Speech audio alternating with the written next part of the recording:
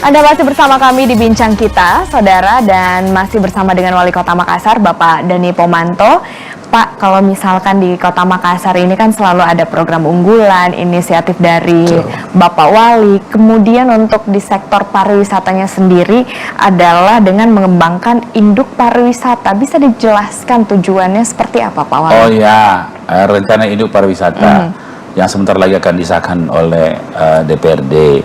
Tidak lain adalah tentunya kita ingin ada kontinuitas atau sustainabilitas daripada pemerintahan. Tidak tergantung pada siapa yang memimpin kota Makassar, tapi prinsipnya adalah jalan peta jalan pariwisatanya itu jelas. Nah, sehingga semua apa yang kita buat akan bersinergi, berkolaborasi secara tidak langsung dan justru akan terakumulasi sehingga dampak dan impactnya, terutama impact dan dampak positifnya itu menjadi terukur, terencana, dan kita tahu apa yang kita harus lakukan sehingga tidak sporadis. Nah, sehingga rencana induk pariwisata Makassar itu ya alhamdulillah sudah rampung, tinggal pengesahan teman-teman di DPR. Kemudian kalau berbicara mengenai pariwisata, ekonomi kreatif ini juga nggak jauh dari UMKM. Untuk pengembangan UMKM di Kota Makassar seperti apa, Pak Wali? Jadi kita ada sekitar 15.000 UMKM yang terdaftar. Yang belum terdaftar kita sementara registrasi karena kita punya pelayanan misalnya NOP ya, perizinan untuk ya rata-rata perusahaan-perusahaan kecil ya, terutama SMI, UMKM. Nah, itu di kontainer kita punya kontainer ada 140 kontainer di hampir semua kelurahan sehingga memudahkan masyarakat untuk mengembangkan UMKM-nya. Kedua, kita memiliki inkubator center.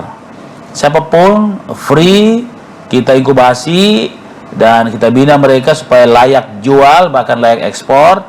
Kita sudah punya beberapa peralatan-peralatan untuk membantu mereka. Misalnya dibantu untuk desainnya, untuk brandingnya, untuk pemasarannya, dan banyak hal-hal yang memang digitalisasinya, sehingga mereka setelah keluar dari inkubator center itu sudah betul-betul layak jual, bahkan layak ekspor malah, dan saya kira dia sudah bisa kita katakan dengan startup lorong istilahnya seperti itu. Hasilnya seperti apa nih Pak Wali setelah langkah dan upaya yang sudah disebutkan tadi terhadap teman-teman UMKM? Masyarakat itu mendapatkan nilai tambah yang luar biasa ya. Jadi yang tadinya jual barangnya cuma misalnya 10.000, setelah diinkubasi bisa 50.000 karena packagingnya bagus, semua terukur baik, rasanya dikurasi, jadi semua distandarisasi lah ya, standarisasi agar ada standarisasi rasa, standarisasi kualitas sehingga masyarakat akan pasti akan ketagihan dengan produk-produk itu. Untuk target kedepannya terhadap teman-teman UMKM di Makassar seperti apa, Pak Wali? Iya, saya kira memang UMKM dan orang wisata ini sebuah ruang dan kegiatan yang memang harus bersama-sama karena rata-rata UMKM itu ada di lorong-lorong ya, misalnya, dan mereka sekarang sudah punya penghasilan cukup bagus karena bangsa Makassar yang 1,5 juta jiwa di Makassar dan hampir 3 juta jiwa di sekitar Minahasa itu pangsa pasar yang sangat baik. Nah, sehingga memang mekanisme pasar ini atau rantai produksi ini betul-betul kita harus rancang dengan baik ya, sementara ongoing atau sementara jalan, di mana pelibatan UMKM menjadi pelibatan yang utama sehingga betul-betul ekonomi masyarakat itu tumbuh secara mandiri dengan mekanisme pasar yang natural. Dia tidak ya sementara kita intervensi. Nah, sehingga betul-betul masyarakat itu menjadi pelaku ekonomi yang kuat lewat UMKM. Pelaku ekonomi yang kuat lewat UMKM. Selain perhatian terhadap UMKM, potensi pariwisata, ekonomi kreatif yang juga menjadi perhatian dari pemerintah Kota Makassar adalah terkait dengan kasus stunting kemudian yang di Kota Makassar. Itu seperti apa, Pak Wali? Memang dalam pengukuran pemerintah pusat kan ada dua model pengukuran. Nah, pengukuran yang standar itu kami 18%. Itu artinya kedua terendah setelah Kabupaten Baru. Nah, kami punya tekad untuk zero stunting. Ini juga perintah dari pemerintah pusat. Nah, sementara ada sekitar kalau tidak salah ada 2000-an, 2300 lah apa namanya yang potensi stunting yang sekarang kita keroyok, kita bagi kita marking satu-satu. Nah, sehingga ini bisa diatasi secara terpadu, serentak, dan sekarang beberapa SKPD kami bagi tugas agar supaya stunting ini bisa cepat sampai ke zero stunting. Kami yakin betul walaupun memang zero stunting ini tidak mudah bagi Makassar, bukan karena kita tidak jalan, tapi karena adanya urbanisasi. Yang potensi stunting ini akhirnya tidak jadi stunting, kemudian data yang stunting baru, potensi stunting baru dari daerah, misalnya begitu. Nah, sehingga posisi inilah yang saya kira tidak membuat kami juga mengeluh, tapi kira-kira ceritanya seperti itu, sehingga intensitas menurunkan stunting ini sampai zero itu harus usaha yang melibatkan semua orang dan terpadu dan konsisten. Oh, jadi tetap optimis ya untuk zero stunting di tahun 2024. Tantangan terberatnya seperti apa, Pak Wali? Kenapa? Tantangan terberatnya untuk percepatan. Saya kira tantangan terberatnya adalah deteksinya, ya, karena kita kan susah tidak tahu bahwa kan stunting itu dilihat dimonitoring dari ibu hamil, bukan pada saat melahirkan. Ibu hamil. Kalau ada ibu hamil yang anemia atau kekurangan darah, itu potensi stunting anaknya lahir itu stunting besar sekali. Jadi tantangan terberatnya adalah mendata potensi stunting ini. Nah, memang kita ada juga program Jagai Anak Tak, kita ada program pendampingan 1000 hari kelahiran pertama bagi ibu-ibu hamil. Jadi memang kita mengintervensi bantuan ke ibu-ibu hamil agar ibu hamil paham betul bagaimana dia memelihara anak dari kandungan, sehingga akan melahirkan anak-anak yang sehat, yang tentunya jauh dari stunting. Oh, jadi sudah ada langkah pencegahan juga yang kemudian dilakukan. Untuk kedepannya dari pemerintah Kota Makassar sendiri nih, Pak Dhani, apa rencananya, kemudian target di tahun 2023 ini akan seperti apa? Silahkan. Iya, jadi memang menuju zero stunting ini sudah menjadi program nasional.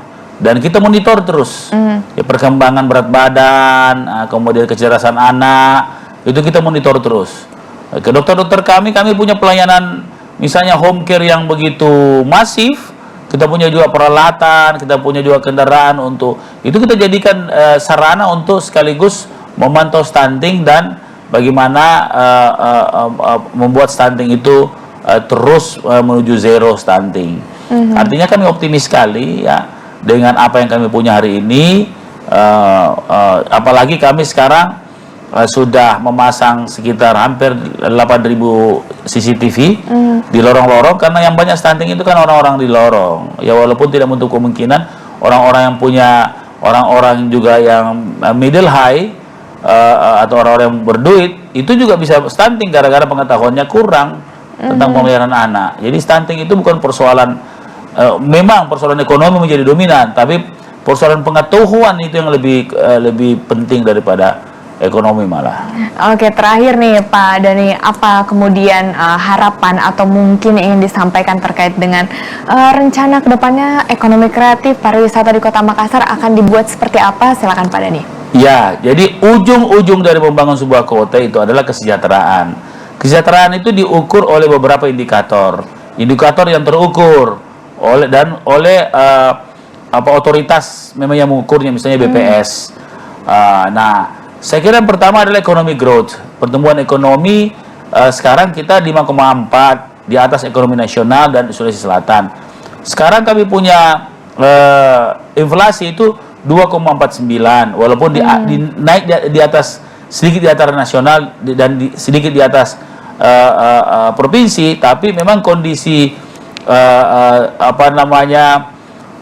tekanan inflasi itu sekitar 3 itu yang paling ideal untuk Kota Makassar. Nah, apa tujuan terakhirnya? Bagaimana ekonomi growth tumbuh terus. Dulu kita pernah mencapai 8,79%, dan tentunya juga PDRB kita juga naik walaupun kemarin pandemi dia tetap dia stagnan, dia tidak turun, tapi sekarang terus naik. Sehingga income per kapita pun seperti itu. Nah, inilah ukuran-ukuran yang kita harus kejar untuk menandakan, Pak, termasuk Gini rasio semakin sempit agar uang yang dinikmati masyarakat itu merata antara ke masyarakat kecil dengan masyarakat yang secara ekonomi kuat. Targetnya adalah kesejahteraan untuk masyarakat di Kota Makassar dengan pertumbuhan ekonomi. Terima kasih Wali Kota Makassar, Bapak Muhammad Ramdan Pomanto telah hadir di bincang kita pada hari ini. Dan kami akhiri perbincangan saya bersama dengan Wali Kota Makassar. Saya Winda Anggreni, pamit undur diri. Terima kasih dan sampai jumpa.